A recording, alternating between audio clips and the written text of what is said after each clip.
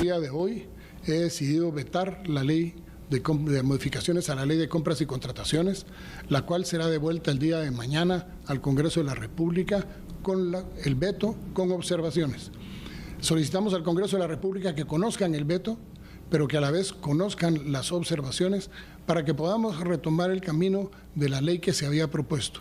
Una ley, unas modificaciones a la Ley de Compras única y exclusivamente dedicadas a las municipalidades, no al Ejecutivo, pero además de eso, que posibiliten la transparencia en el uso de los recursos en las distintas municipalidades. Me hace imposible poderla firmar, como es el no contar con un artículo transitorio que nos permita saber qué pasa con los eventos que ya están en camino y a partir de cuándo entra en vigor esa ley ya en forma definitiva.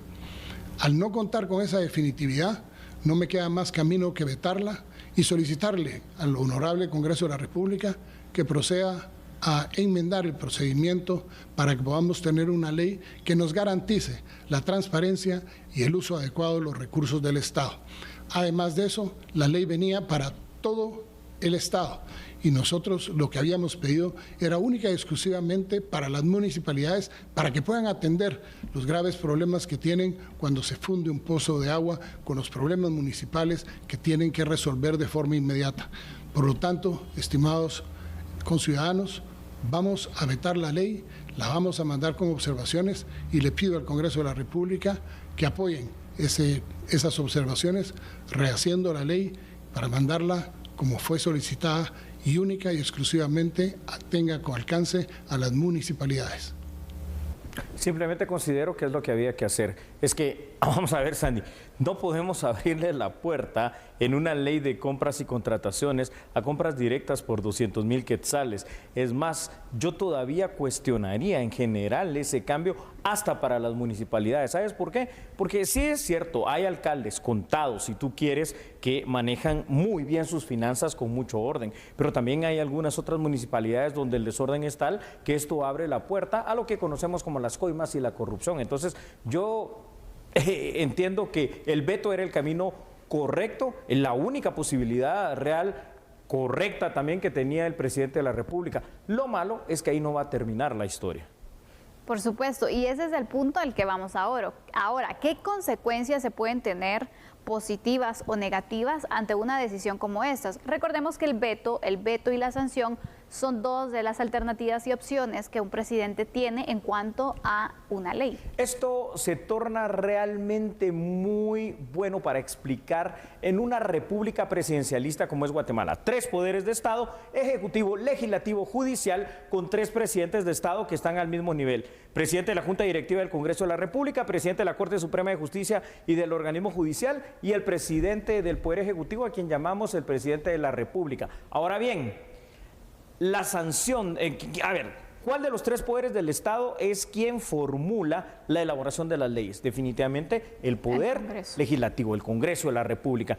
Pero hay una parte dentro de los pasos de la ley en que se da el veto o la sanción. La sanción es cuando la pasa ya el Congreso de la República, digamos que lista la ley, para que el presidente de la República refrende y diga está bien, la devuelve al Congreso, se publica en el diario oficial y pasa a ser una ley vigente y positiva. El veto, en cambio, es cuando el presidente dice no, esta ley yo no la apruebo, la regresa al Congreso de la República, pero he aquí donde hay una situación que pocos conocen y de la cual pocos hablan. Al final de cuentas, el responsable de emitir leyes es el Congreso de la República. Existe lo que se llama la figura de la primacía legislativa. Aún con el veto del presidente, los diputados pueden aprobar la ley, porque dicen, señoras y señores, nosotros somos los que hacemos la ley. Entonces, yo creo que ahí está el gran problema.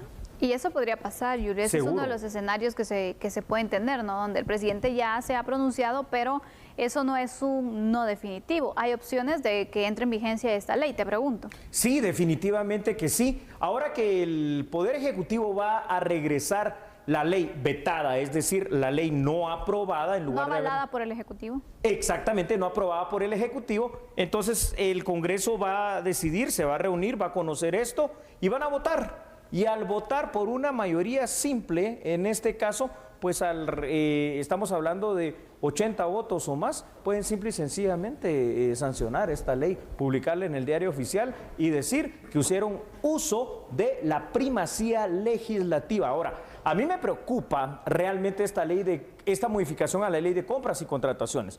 Me preocupa no porque no entienda que hay una necesidad, me preocupa porque todavía entiendo que hay mucho camino abierto a la corrupción, me preocupa porque hay mucho camino abierto a la impunidad y me preocupa porque no tenemos un Estado moderno con controles modernos como el sistema de bloques que tanto hemos hablado acá, el famoso blockchain que utilizan las naciones del primer mundo para establecer que un proceso de licitación, contratación y acción de una obra es un proceso legal que se lleva a cabo sin coimas ni corrupción. Es ahí la cuestión.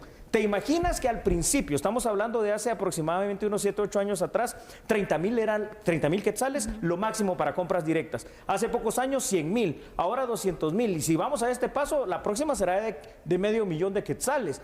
Ojo, Sandy, le podemos abrir la puerta a algo que no sea muy bueno. Así es, de hecho diversos sectores se han pronunciado sobre este tema y pues recomendaciones que se daban eran pues poder vetar esta ley por algunas situaciones que marcaban inconsistencias legales. Julio, yo quisiera que tú también nos fueras ampliando con información. Claro que sí, Sandy. Yo quiero explicar un poquito más el tema de la primacía legislativa. El artículo 179 constitucional nos dice que, devuelto un decreto de ley al Congreso de la República vetado por el organismo ejecutivo, el mismo organismo legislativo puede sancionar y promulgar la ley. Entonces, si el Congreso de la República, Sandy, no acepta las razones del veto y lo rechaza por las 2/3 partes del total de sus miembros, y aquí hablamos de 105 votos en este caso, el Ejecutivo obligadamente tiene que sancionarlo y tiene que promulgarlo, porque es la potestad máxima del Congreso de la República. Ahora, la Junta Directiva del Congreso va a ordenar eventualmente la publicación en un plazo que no exceda de 3 días si utilizan la primacía legislativa para que esto sea una ley. Yo creo que aquí lo que vamos a ver venir en este momento, creo, igual me puedo equivocar, pero como es Guatemala, yo creo que lo que vamos a ver es una serie de acciones de amparo o probablemente hasta de inconstitucionalidad para vetar esta ley. Es que fíjate que, a ver, si ya me parecía a mí en lo personal malo que se abriera la puerta a 340 municipalidades para llegar a esta compra directa por 200,000, ahora me parece pésimo y peor que sea para todo el Estado de Guatemala y todas las instituciones. Y no porque el Estado no deba ser moderno, y no porque el Estado no deba de comprar. Lo que pasa es que nos ha demostrado a lo largo de décadas el Estado que todavía no tiene ese nivel de madurez, de eficiencia, de efectividad para poder confiar en él, y que los controles tampoco son del todo confiables. Totalmente, esto es sobre todo buscar entonces mejores mecanismos de ir promoviendo y de garantizar esa transparencia que se necesitan en temas como estos. Las compras y contrataciones siempre son temas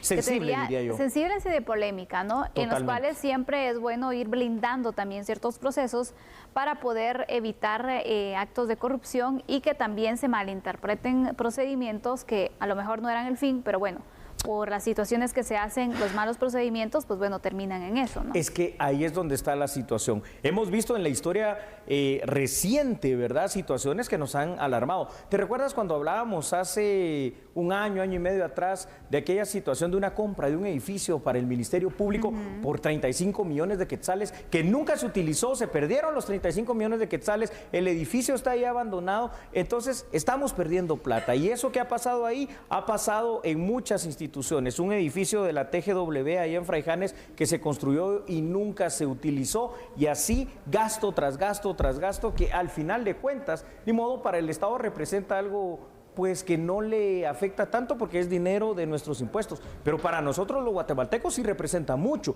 porque representa el abrir la puerta a algo no tan positivo. Cuando alcancemos una madurez política, cuando alcancemos una situación de una clase política diferente, intachable, incorruptible, y que de verdad se dedique a lo que debe hacer, que es ser servidor público en realidad, y que la mayor parte del presupuesto esté destinado para la obra, entonces otra historia será. Mientras tanto, yo no lo considero pertinente. No es tal vez el mejor momento para poder hacer ese tipo de modificaciones, Julio, pero está la ventana abierta, ¿no? De esa posibilidad de que el Congreso pueda entonces hacer valer la supremacía. La primacía legislativa, ¿verdad? Exactamente. Te pregunto algo, ¿qué crees que va a hacer el Congreso? Mira. ¿Se va a contradecir el mismo? Diversos sectores ya se han pronunciado que lo mejor es que no entre en vigencia estas modificaciones. Pero no sé qué tanto el Congreso se podría arriesgar, porque creo que políticamente no le conviene. Sería al final pues un desgaste innecesario cuando ya pues hasta el presidente se ha pronunciado en contra de los cambios e incluso hace entonces algún tipo de recomendación, ¿no? Podría ser dejarlo en la recomendación, que son en las municipalidades, pero coincido contigo, también es muy arriesgado todavía hacer el cambio en las municipalidades. Es demasiado arriesgado. Y aquí hay dos cosas que tenemos que analizar nosotros acá en el estudio, junto con usted en casa. Y la situación es, los intereses siempre son de orden político y de orden económico. Otra de las cosas interesantes, Sandy, que tenemos que tener todos, el artículo 178 de la Constitución dice veto, que dentro de los 15 días que el presidente de la República recibe el decreto por parte del Congreso y previo acuerdo tomado en Consejo de Ministros, puede simplemente improbarlo y devolverlo al Congreso de la República. Lo devuelve con observaciones que él estime pertinentes en el ejercicio de su derecho de veto. Las leyes no podrán ser vetadas parcialmente, quiere decir que en este caso lo que hizo el presidente es un veto total de la ley, es todo el conjunto. En cambio, si el Ejecutivo no lo devuelve dentro de los 15 días siguientes, lo que pasa es que se considera administrativamente que el presidente lo ha sancionado positivamente y el Congreso de todas maneras lo que va a hacer es aprobarlo. Yo creo, Sandy, y espero de verdad lo que tú dices, que la presión social, que lo que hemos estado analizando acá, llegue y sea un eco en los diputados, porque de lo contrario, creo que aquí le terminamos abriendo la puerta grande, pero grande, grande, grande, a un montón de actos de corrupción. Así es. Estas son las conclusiones entonces. Esta es una de las noticias destacadas del día. Mucho. Con ello vamos a hacer un corte comercial y regresar con otro tema de análisis porque, por un lado, también estamos esperando una visita y después del corte tenemos una entrevista. Claro que sí, porque hay impacto para Guatemala. ¿Le puedo pedir algo? Usted no cambie, solo recuerde que nosotros somos a la medida.